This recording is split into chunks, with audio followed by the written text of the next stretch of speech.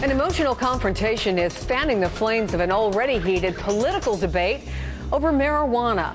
In New Jersey, Governor Chris Christie is expected to decide today on a bill that would ease medical marijuana access for children. Now, on Wednesday, Christie was confronted by a parent whose daughter has a rare form of epilepsy. This is the headline from the Newark Star-Ledger reading, "Save my daughter. Dad pleads with Christie," wanting him to sign the bill. That happened as Delaware's Governor Jack Markell, after more than a one-year delay, decided to move forward with a scaled-down plan to legalize medical marijuana. And in Oregon, Governor John Kitzhaber signed a bill this week to expand the law, allowing medical marijuana to be sold at retail outlets. I want to bring in Republican strategist and former Huckabee campaign manager Chip Saltzman and former New Mexico governor and former Libertarian presidential candidate Gary Johnson. Good morning, gentlemen.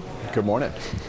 Governor Chris Christie has said he's concerned that parents would end up using the marijuana if children get easier access. But it is hard, I must say, to watch a parent pleading for what he says is his daughter's life. What's the political risk here for Chris Christie, do you think? None. Two states now have voted to legalize marijuana, Colorado and the state of Washington. For recreational use. Look, this is going to play... Exactly. So when it comes to medical marijuana, really, isn't this a no-brainer? And should anybody be denied the ability to relieve the pain or the malady that they might be suffering from? This is a no-brainer. 75% of Americans support medical marijuana. Well, the last poll I saw said that it was a clear majority for legalizing marijuana as well, 52%.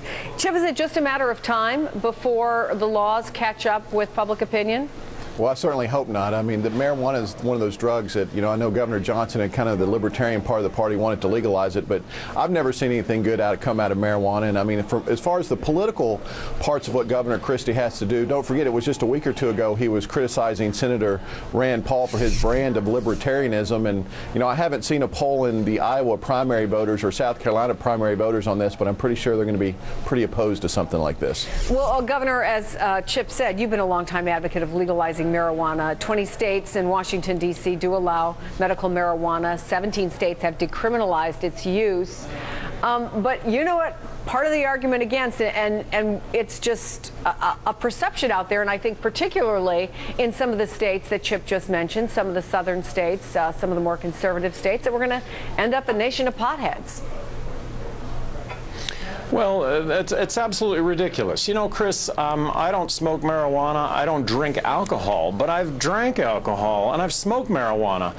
And the big reason that marijuana was such a wonderful alternative to alcohol was that really it didn't have the negative effects of alcohol. It was like there weren't any side effects to it. So marijuana is much, much safer than alcohol.